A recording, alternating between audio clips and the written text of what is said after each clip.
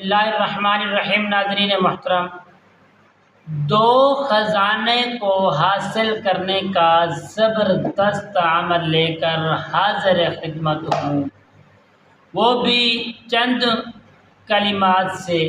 ناظرین محترم، دو خزانے، جو چاہتا ہے شخص ایک خزانہ دنیا کا مجھے مل جائے، میں مال و مال ہو جاؤں۔ نمبر دو، دوسرا خزانہ علم کا مجھے حاصل ہو جائے۔ ناظرین محترم، ایسے خواہش مند دوست احباب ہماری اس ویڈیو کو آخر تک ضرور دیکھیں۔ السلام علیکم ورحمۃ اللہ وبرکاتہ۔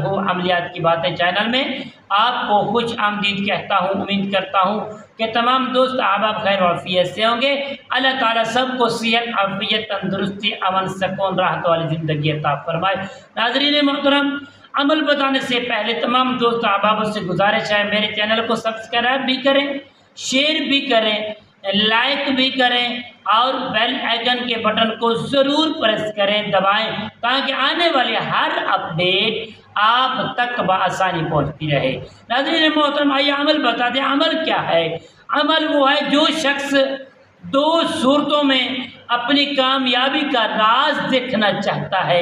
ایک صورت یہ کہ دنیا کی تنگ دستی ختم کرنا چاہتا ہے، مال و مال ہونا چاہتا ہے، اور دوسرا خزانہ وہ اپنے رب کے قریب ہو کے نیکیوں کا خزانہ بڑھانا چاہتا ہے۔ ناظرین محترم، آئیے یہ جو عمل ہے زبردست قسم کا عمل ہے، یہ میرے آقا علیہ الصلوۃ والسلام کا فرمان عالی شان و عظمت کریمہ ہے۔ حضرت سیدنا زید بن ارقم رضی اللہ تعالیٰ عنہ سے روایت ہے۔ حدیث شریف کا مفہوم ہے، رسول پاک صلی اللہ تعالی علیہ وآلہ وسلم کا فرمان عالی شان و عظمت کریمہ ہے۔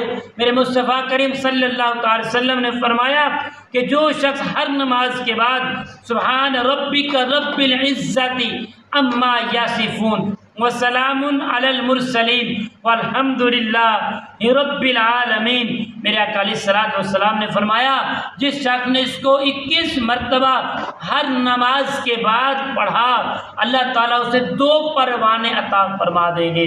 ایک تو گویا اس نے بہت نیکیوں کا خزانہ ملا، اللہ تعالیٰ بہت اجر عطا فرمائے گا، اور دوسرا مالک کائنات تمام بیماریاں اور دنیا کے اندر ہر قسم کی عزت اور شہرت، ہر قسم کے اللہ تعالیٰ اس کی دولت سے اسے نوازے گا۔